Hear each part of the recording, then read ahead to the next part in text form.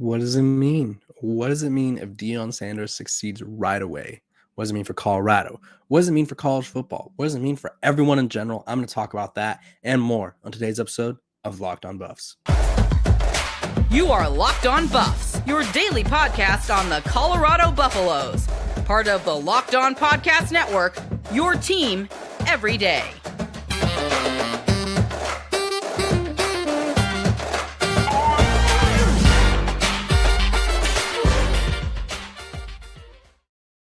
What is up, everybody? This is Locked On Buffs. I am your host, Kevin Borba. On today's episode, we're talking about what it means if Deion Sanders succeeds right away. If Coach Prime leads Colorado to a successful season right away, if the transfers all hit, all the coordinator position change, all the coordinator stuff works, everything. I'm going to talk about that. We're going to talk about Shedeur and Travis, where they rank as top transfers, what their impact will be. And then Deion was compared to the sun of all things. So what does that mean? Deion is the sun. Think of that. Think on that. We're going to get philosophical maybe. But before we get philosophical and dive into Colorado football, this episode is brought to you by FanDuel Sportsbook, the official sportsbook of Locked On. Make every moment more. Visit FanDuel.com/LockedOn today to get started. Okay, so 24/7 has a great podcaster by the name of Josh Pate, content creator, because he does YouTube as well. He recently was asked a question, and I thought his response was perfect. He was doing like a mailbag thing, and on someone tweeted at him, what happens if Colorado's transfers hit or succeed right away? And I think that has been, I won't say my big, it's not a criticism I have. It's just like something that could either hurt or help the team. If the transfers, all of them, like say, because they brought in, we'll say 50. They brought in 50 transfers. They need about 35 of them, I would say, to be contributors. Obviously, you need 11 starters 11, on each side, and then you need some backups that could come in and rotate in there and pick up right where the starters left off. I would say they need over half of those transfers to hit. And while I'm not saying that's not possible, it's just a very big ask for a team that has so many new players, with a lot of them who haven't. There's some that have had big roles, and then there's some who haven't. And so it's kind of like a melting pot of experience. We're going to find out what they look like once they start playing. That's really the only way we could determine how good they could be. But Josh Pate was talking about what it would take for Colorado to be good, and it was the transfer class to hit. And so if the transfer class hits, then Colorado has the number one transfer class in the country. That means they should probably be winning a bowl game and nearing 8-9 wins. That's if everything goes right. He also said that if everything goes right, that means Shedeur Sanders is succeeding right away. Maybe Colorado has one of the Pac-12 Player of the Year awards or something like that. So I thought that was an interesting query, because here's the thing. If Deion Sanders, Coach Prime, wants to succeed right away, he really needs to make sure all of his transfers or at least most of his transfers hit, that they succeed. And so success from them equals success for him, and success for him equals, well, Colorado just took over college football. Because let me tell you, and this is the point I was alluding to, if Colorado wins, say, 7-8 games, look the heck out, because they're going to be unstoppable on the recruiting trail. I think, and this is what our recruiting analysts talked to us about I think it was last week or the week before. Recruits want to see Colorado win. They want to see the on-field product. Or if they don't win, they want to see improvement from obviously the years prior. If Colorado's winning, that's improvement. If they're winning, that lures people to Colorado even more. Colorado's already brought in a top 20 recruiting class. They've already brought in the number one transfer class. So having success on the field is only going to make it easier for Deion Sanders, for Coach Prime to recruit. So winning and the transfer portal class hitting right away makes everyone's life easier at Colorado. It means their talent is going to be a lot deeper, and everything in between. They're going to have more interest from pro people. They might be able to flip some of these guys. That 5-star corner that committed to Georgia, that was maybe interested in Colorado. Maybe he goes to Colorado instead of Georgia. I think they just need a season of proof to kind of get people to jump on board even more, because I think there's already a change in for lack of a better term, vibe around Colorado when it comes to recruits. I think most recruits, 95% of recruits, are somewhat interested in Colorado now. They got Coach Prime. They have a great coaching staff. They have top transfers, top recruiting class. But it's like, I don't know. I don't know what they're going to be. If they show that they're one of the better teams in the country, that makes everybody's job easier because recruits are going to want to come there. And Coach Prime's already great at recruiting. Like, I'm not saying he can't recruit, but when you got kids lining up wanting to come there, that makes your job even easier. So I think for Deion Sanders to succeed right away, it means the transfers hit. It means Shedeur Sanders is one of the better quarterbacks in the Pac-12. It means the trenches are really good. And it also means his job is going to get a whole lot easier as a recruiter. So that'll be something to look out for. I definitely think it's possible for Colorado to, I would say, be in the mix to be one of those shocking teams.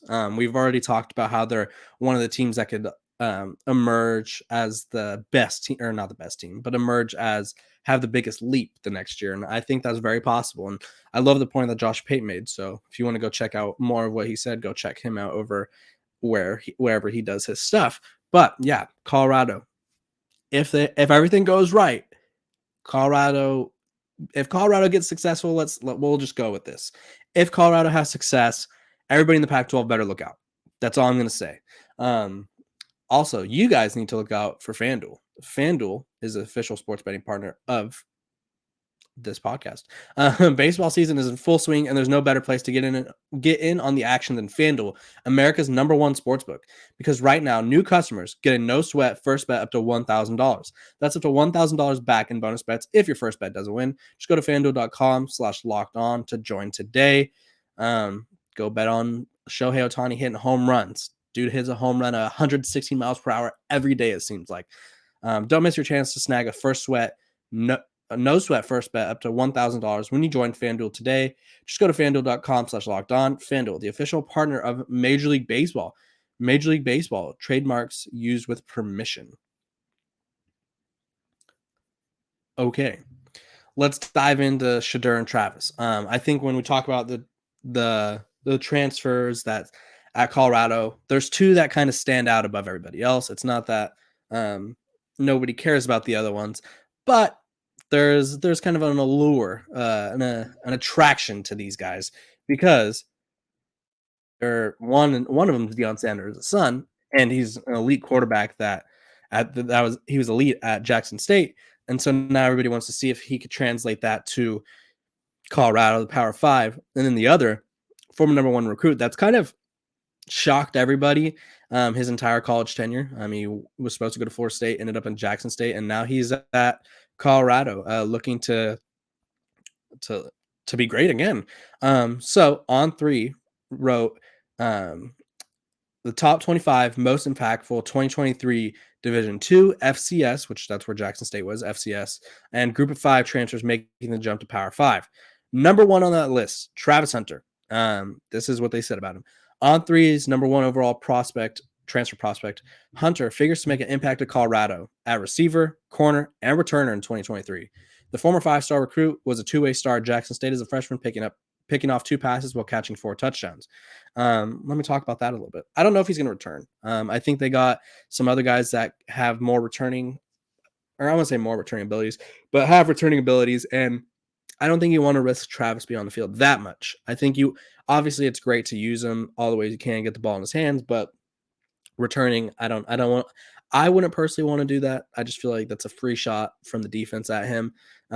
Obviously you would hope that nobody's being dirty, but you never know.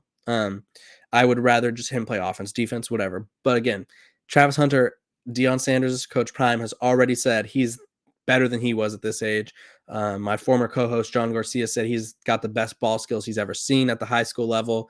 So Travis Hunter is going to have the platform now. I think that was the only thing he was missing at Jackson State was health, because he had to miss a few games, and the platform. While Jackson State was probably the HBCU team or FCS team that saw the most televised games, Colorado is going to be on Big Noon Kickoff for their first 2 games. They're going to be on ESPN, Pac-12 After Dark for one game. They're going to be on Fox Sports. They're going to be televised just about every week. So that gives Travis the opportunity to really show the world how good he is, the college football world, how good he is. And I'm really excited to see what his potential is, because if someone who is Deion Sanders, the GOAT defensive back, says he's better than me at this age than I was, that's pretty crazy. That's high praise. And Coach Prime is someone who, when they ask him if he could cover NFL receivers in today's era, he told them it wasn't fair for them, for those receivers. So for him, someone who is very confident in his skill set and thinks to this day that he's better, he's one of the best players to ever play the game of football, and says that this guy's better than him, that speaks highly of him. Next up was Shedeur Sanders. He came in at number 3. Obviously, he's the quarterback, and this is what they said. Deion Sanders told everybody that the Buffs had their quarterback, their QB1 for 2023, bringing his son Shedeur over from Jackson State. The 6'2", 250-pound junior threw for 3,700 yards with 40 touchdowns and 6 picks in his second season as a Tiger starter. In the spring, Sanders looked smooth operating Sean Lewis's flash fast offense, which is now flat Buffs fast, I believe, offense, while pass protection will be an issue at times. The Jackson State transfer is likely going to put up good numbers in the go-go spread attack. Here's the thing about the when it comes to Shedeur Sanders. Realistically, and they kind of alluded to it there before we continue on, if you guys are interested in the NBA draft, which is coming up, Locked On NBA's mock draft special is here, and it's bigger than ever. Follow along the entire first round in a 6-episode ultimate mock draft experience only Locked On could deliver. All episodes are available now on Locked On NBA, Big Board on YouTube, or wherever you listen to your podcast, so go check that out. But what I was saying, Shedeur Sanders, I think there's going to be 2 things that really plague Shedeur at Colorado, at least in year 1, at least in the first one of these things in the first few weeks. If he tries to force throws, Shedeur Sanders has one of the strongest arms in college football. I don't think many people realize that because, again, not many people were as dialed into Jackson State as they should have been or could have been, but he has a huge arm. Carson Strong comparisons, which a little flick of the wrist by Carson Strong, and that thing was zipping 75 yards down the field. But we saw in the spring game, he tries to force passes sometimes. He gets a little, I think, arm strength reliant. If he can kind of cut back on that, and obviously there's going to be mistakes. I'm not saying he's going to play perfect, but if he could cut back on forcing it into tight windows that aren't necessary, he'll be okay. But the bigger concern I have for him isn't really something that's on him. It's on the offensive line. The offensive line, I would say, is probably the most mysterious unit for Colorado, and mysterious in the sense that we have no idea who's going to start. We have no idea how good they could be. The offensive line, the entire spring ball period, was the group that the coaches were like, could be better. We're not where we thought we'd be. They haven't learned the offense that well yet. And so obviously you don't want your quarterback getting clobbered back there. And so I think they're going to have a big ask from these offense linemen, making sure that they protect Shedeur. And I think that's my biggest concern for Shedeur is how good is he when the pocket is constantly collapsing? How good is he when he has to throw on the run? Obviously, I know that Sean Lewis's offense is all about getting the ball out quick movements, quick plays, everything's quick, but you have to be able to throw the ball and not be on your back. And so I think this offensive line is probably going to be the biggest determining factor of whether Shedeur Sanders finds success or not. And I quite frankly don't know where I stand on how good they are. We'll have to wait and see. We're in wait and see mode for Colorado, but the offensive line is probably my biggest concern for Shedeur because they're not protecting him. He can move, but no quarterback is good enough to where they are constantly on the run and they could still help win games, because at some point you got to get some protection. And so if these guys can't protect him, it's going to affect the rest of the team. So hopefully that offensive line is putting in work. If you're a Buffs fan, you got to hope and pray that offensive line can block. We're going to talk about why Deion Sanders, Coach Prime, was compared to the sun when we come back from our quick little break.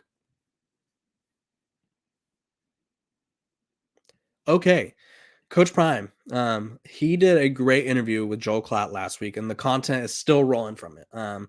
He talked about things such as what their expectations were He talked about the mess he inherited this past season, basically the lack of culture, or I guess the bad culture that he inherited from the previous regime, the 1-11 roster. He also talked with Joel Klatt, who former Colorado quarterback, very high on him. And I must have missed this part. He said, and this was a comparison that Joel Klatt made when he was talking to, this was in regards to the interview, excuse me. Colin Cowherd was interviewing Joel Klatt about his interview with Coach Prime. So Colin Cowherd asked the question, is Coach Prime a good fit for Colorado? And Joel Klatt said, great. Here's the thing. Deion is a refrigerator, right? He's not the glass of milk in the room. The glass of milk is going to turn it into whatever temperature the room is in. Deion is going to turn everything around him into his temperature. He is the sun. He is the gravity. He is the magnet. That is what's so great about him. And then he continued talking about recruiting. He said, they don't have a great recruiting base. No. Deion is the recruiting base. That is what you don't understand. Is he going to fit in Boulder? No. Is Boulder going to fit with Deion? Like, Deion is his own gravitational pull, which is why he's so perfect for them.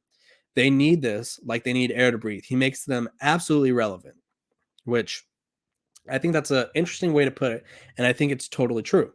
I think a lot of the times when people think of college coaches, it's like, is he a fit? Like Brian Kelly, when he went from Notre Dame to LSU, people were like, is he going to be a fit at LSU? He came from Notre Dame, a Catholic university, has academic requirements, academic standards that down there in Baton Rouge, they do not have. Not saying that Baton Rouge is not a good school. I know someone that goes there, but it's not the same as Notre Dame academically. But there was concerns over whether Brian Kelly could adapt to the culture. I think the culture in Colorado has had to, and it's a good thing. I thought it was kind of cool when I went out there to Boulder. Everybody's all in. Every restaurant I went to, every store that I walked past, there was Deion Sanders merch, Coach Prime merch.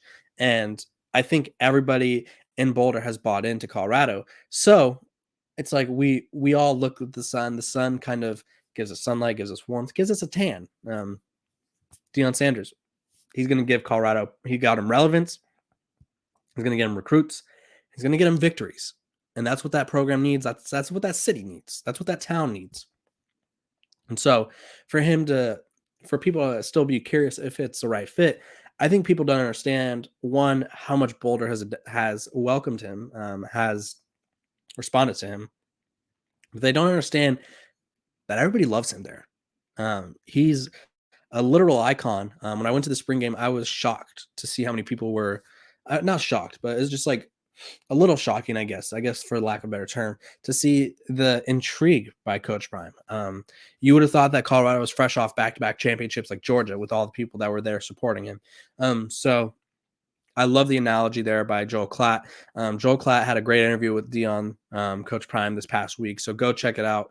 It was really revealing. Coach Prime talked about last year's roster. Like I said, he talked about himself. He talked about he doesn't try to go viral. It just is what he does. They talk about everything. And I think it's really cool to kind of see the person to person.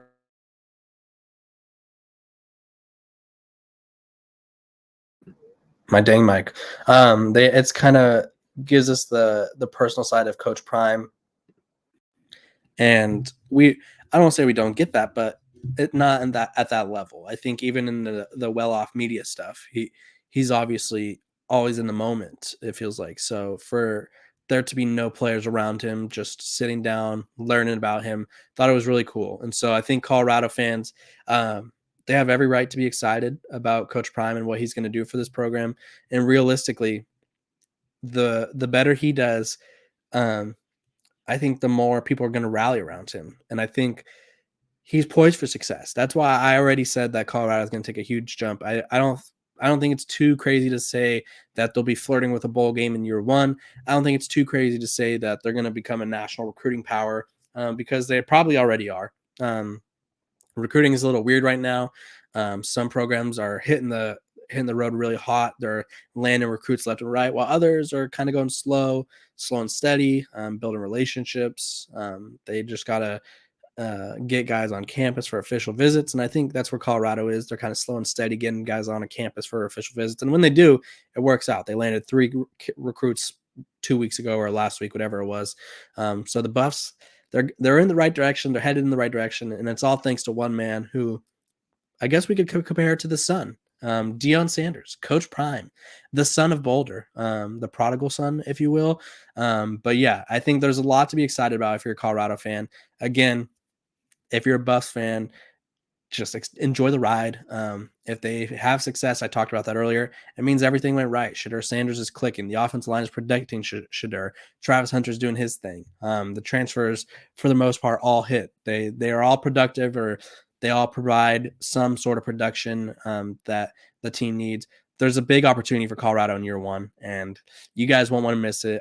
Follow along this episode or this podcast, Locked On Buffs. We'll be here every single day talking about what they need to do. Coming up on Wednesday, I'm going to have John Garcia back on. We're going to be talking about the Elite 11 and how Danny O'Neal did. So you won't want to miss it. Make sure to like, subscribe, share. I appreciate you guys. Have a great Monday.